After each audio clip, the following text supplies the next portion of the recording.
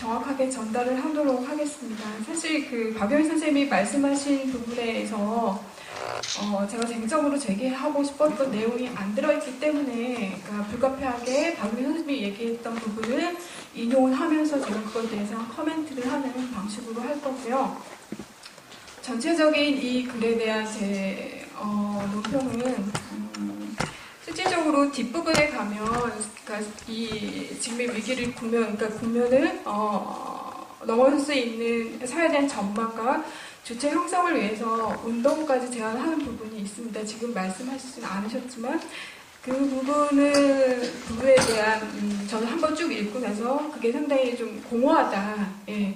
그리고 이게 과연 그렇게 해서 주체 형성이 될 것인가 라는 다시 원점으로 돌아가는 거 아닌가 라는 문제의식을 가지고 토론문을 썼고요. 그래서 뭐가 문제이기 때문에 이런 그러니까 좀 되게 낙관적인 전망에 그러니까 대화 사회를 전망하시나 이런 생각 그런 문제의식을 가지고 글을 썼습니다.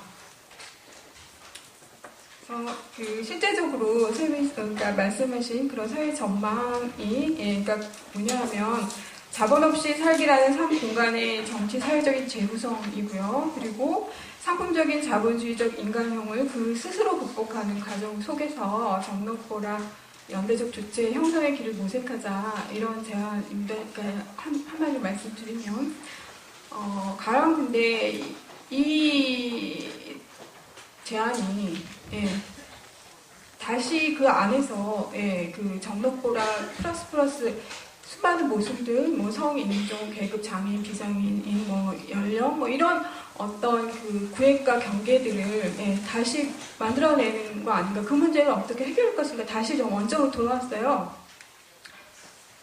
그래서 이제 제가 큰 부분만 특히 이제 보라적인 측면, 그러니까 성모순이나 여성의 모습 그 부분에 중점적으로 이제 큰 줄기의 비판만 하는 걸로 하겠습니다. 아까 박영배 선생님이 말씀하셨듯이, 그러니까 막스가 그러니까 주옥 같은 그러니까 그 얘기를 했다라고 얘기를 하시면서 이제 인용한 부분이 있어요. 그건 뭐냐면 지금의 자본 임노동의 모순을 확장시키면서 인간과 임노동의 문제까지 확장하다라고 얘기하시면서 이제 막스가 그런 말을 했다라고 얘기한 부분이 있는데 이건 되게 중요한 부분이라서 제가 좀 읽겠습니다. 그래서 막스는 또한 이 문제를 보았다. 인간의 역사는 인간 개인의 생존이라는 전제로부터 출발한다. 여기서 모든 생산은 생명 그 자체의 생산이다. 생명의 생산은 1차적으로 노동 속에서 자기의 삶을 생산하는 것이다. 자연 얘기가 좀 나오고요. 그 다음에 그것만으로는 역사는 성립하지 않는다. 인간은 생식 속에서 다른 생명을 생산한다. 이 부분에 이제 그러니까 자연 얘기도 했고, 그 다음에 그 생존을 위한 생명 그 자체, 개인의 생산과 그리고 종의 생산, 인간의 생산 얘기를 역사적인 계기 안에 분명히 포함해서 말을 했습니다. 근데 아까 박영 선생님이 얘기하셨듯이 막스는 자본주의 내부의 모순에 집중적으로 연구를 했고 그런 결과들을 냈었고, 그러니까 막스가 이렇게 얘기를 하고 분석하지 못한 부분, 그러니까 종의 대생산, 인간 생산, 그러면서 역사의 중요한 계기이죠. 그 부분에 대해서 이제 그 박영배 선생님이 저는 이제 이 글을 통해서 시도를 했다고 생각합니다. 근데 이제 문제는 그러면서 이를 받아서 이제 인간의 자연 존재의 자기 규정성으로서 이제 박영배 선생님이 범주를 어떻게 잡으시냐면 자연과 노동, 생식으로 범주화를 합니다. 그러면서 그래서 이제 생존은 이제 배고픔의 문제를 해결하는 부분을 자기 삶의 생산은 이제 노동으로 범주화를 하시고요. 다른 생명의 생산, 종의 생산, 그 부분은 그냥 생식, 범주합니다. 그리고 이 부분에 있어서 저는 이 전체적인 그 박영배 선생님의 그 뒤에 결론까지 나오게 되는 그런 부분에 대해 영향이 계속 미치는 문제 설정이라고 좀 문제적인 문제 설정이라고 보고 있습니다.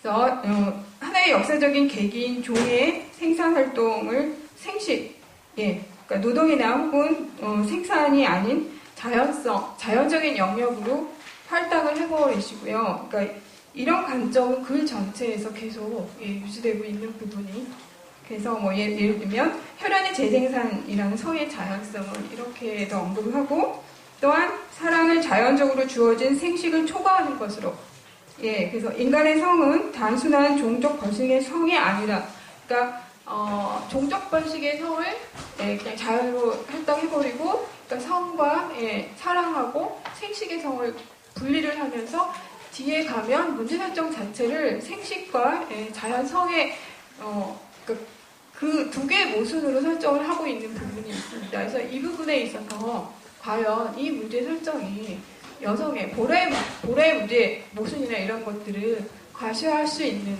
과시하지 못하는 문제 설정이라는 생각이 듭니다.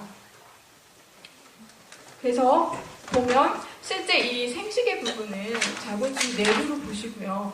그리고 생식과 구별된 자연의 영역이 아닌 역사의 영역, 인간의 영역인 사랑을 자연 외부로 보시면서 결과적으로는 어떤 결과를 초래하냐면 그러니까 생식이란 말은 이제 박영희 선생님이 쓰신 막스를 인용한 부분이지만 사실 종의 생산, 인간 생산, 그러니까 인간 생산은 인간이라는 생산 하나만을 얘기하는 게 결과물만 얘기하는 것이 아니라 인간 종의 생산을 위해서 남성과 여성, 이성의, 그러니까 이런 어떤 사회적인 관계이고 그것이 자연의 영역으로 고정된 부분이 아니다. 그러니까 역사적으로 변했고 물질적이며, 그러니까 역사적인 그러니까 생산의 버금가, 그러니까 보통 자본주의 생산이라 얘기하는 그 생산의 버금가는 또 다른 생산 양식, 그러니까 인간의 생산 그러니까 고정학비 선생님이 말씀하셨듯이. 인간 생산 양식이나 아니면 쾌락생식 양식처럼 사회적으로 변화된 역동적인 변화를 가지고 있었던 그러니까 그 부분에 있어서 이게 이제 묻혀버리면서 저는 그게 제일 큰 문제라고 생각이 듭니다. 사실은 이 가부장제의 문제 설정 중에서 큰 부분은 이 부분이거든요. 인간 생산 양식이나 아니면 쾌락생식 양식 부분에 그러니까 박영희 선생님이 자연으로 그냥 치부해버린, 종족 번식이를 치부해버린 그 부분에 문제설정이 빠졌다. 생각이 들고요. 그러면서 햄이 이제 그 생식을 빼버리고 자본의 외부의 범주화에서 노동, 자연, 성, 사랑으로 가버립니다. 그래서 사실은 성하고 여성한테는 성하고 그러니까 생식이 그러니까 분리된 부분이 큰 문제는 아니고요. 실질적으로 이제까지 여성은 성사랑 다 분리된 존재로서 그러니까 아이를 낳는 어머니로서 아니면 성적 대상으로서 두 개의 분리된 존재로서 서로 모순된 대립적인 그런 어떤 역사적으로 계속 그 관계가 유지됐던 그런 부분이 있기 때문에 그렇게 큰 모순 설정은 아니라고 봅니다.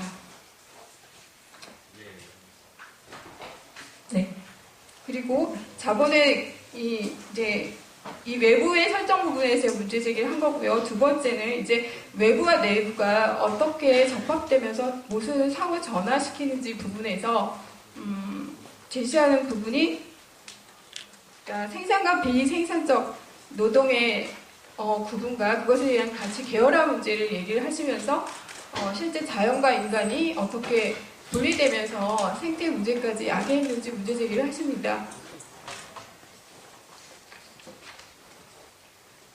그런데 이게 이제 대립체계 안에서 이 인간과 자연의 분리 문제, 그 모순의 문제만 얘기를 하시고요. 그러니까 자연과 분리되어서 주체화된 인간 부분에서 되게 몰성적으로 보시는데 사실은 이게 임노동자가 자본주의 시작되면서 보편적인 그냥 일반 인간이 아니었고 남성이었는데 그래서 이 부분에 대해서 언급하지 못하고 있는 부분. 그래서 자본주의 태동기 본원적 축적 기간 동안에 자립적인 생산활동을 왔다 여성들은 폭력적으로 경제적, 사회적, 신체적 자유와 통제권을 박탈당한 부분이 분명히 있고요. 그래서 여성의 생식 활동도 생식이란 말 제가 땅으로 쓰겠습니다. 활동은 그 비생산적인 노동으로, 그러니까 인간 생산 노동이나 관사 생산이나 자립적인 생계 활동 같은 것들 같이 절하됐고요. 남성 임금 노동자의 성립과 이후 자본주의 심화에 따라서 이들과 자연과의 분리를 매개하는 역할을 담당하는 주체가 대표적으로 여성이었죠. 물론 뭐 기계나 자연 생태계 문제까지 이야기했지만 실질적으로 매개적인 그 노동을 한 게 여성이었고요. 그러니까 여성뿐이 아니라 실제적으로는 동물을 비롯한 수많은 생명체, 그리고 남과의 토착 및 생계 농민 등 그런 어떤 그 자연과 인간이 분리되면서 매개적인 노동을 했던 그런 주체들은 이 글에서는 보이지 않는 그런 부분이 좀 문제적이다라는 생각이 들고요. 그래서 이 부분은 이제 인정적인 노동 분할이나 성적인 노동 분할 부분이라고 볼 수도 있죠.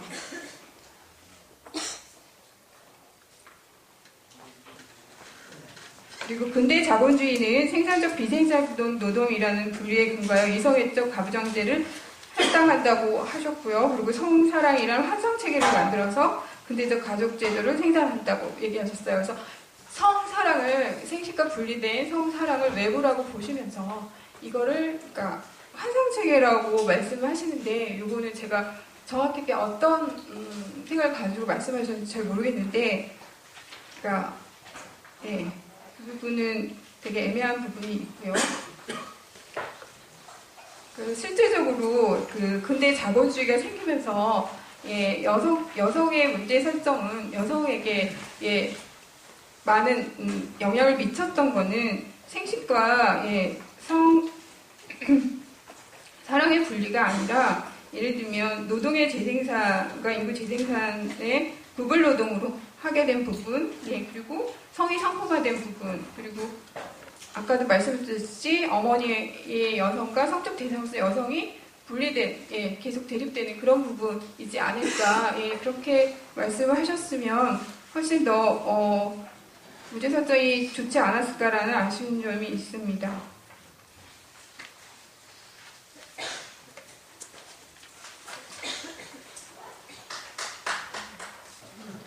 아직 안 끝났는데요.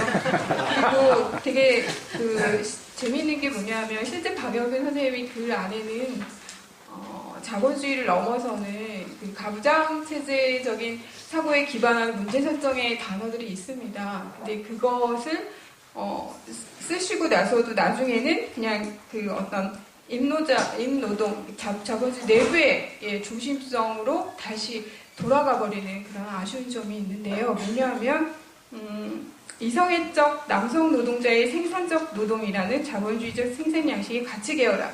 그러니까 왜 그러니까 생산적 노동을 하는 사람이 이성애적이고 남성 노동자인가, 이 부분에 대해서 고민을 하셔야 되는데, 사실은 그렇지 않고 뭐냐면은 예를 들면 정록보라 연대들 주체 형성을 말하실 때 녹과 보라가 노동력의 가치를 떨어뜨리거나 노동력을 기계로 전환하면서 노동이 배제되는 그렇게 되게 그런 문제로 문제를 보고 계시는, 물론 앞에 문제 설정을 제대로 하신 부분이 있어요. 아까 제가 말씀드렸듯이. 근데 다시 되게 그 노동자 중심으로, 노동 중심으로 가시는 그런 부분이 안타까웠던 부분이 있었습니다.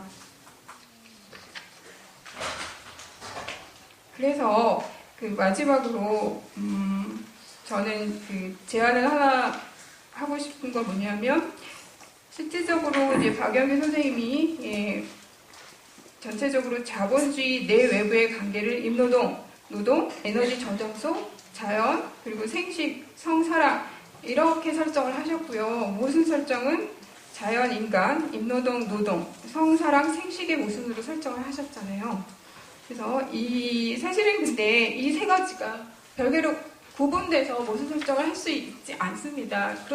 그렇기 때문에 선생님 아까도 얘기하셨듯이 적 패러다임 따로 있고 노 패러다임 따로 있고 다 따로 있다라고 얘기하시는 그런 부분이, 그런 말씀을 하실 수 있게 되지 않을까라는 생각이 들고, 이 세 가지 모순 설정이 사실은 더 연관돼 있어서 더 상호 전화하는 그런 관계가 아닌가라는 생각이 들어서, 이 세 가지 모순 설정을 예를 들면 남성 슬래시하고 여성 이퀄 자연.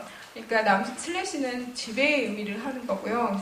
그래서 남성이 여성을 지배하면서 여성을 같이 자연화하는, 자연과 동일시하는, 그러면서 자연까지 지배하는 그런 관계. 또는 두 번째는 예를 들면 남성과 자연 안에 그 매개적인 노동을 하게 만드는, 그래서 남성과 여성 사이에, 자연 사이에 노동을 하는 수많은 그 주체들을 만드는 그런 모습 설정. 세 번째는 서구 북반구의 임금 노동자하고 그 불안정 미분 노동자 또는 노예 비슷한 노동을 하시는 주체, 그리고 하는 주체 남반구의 생계 노동자.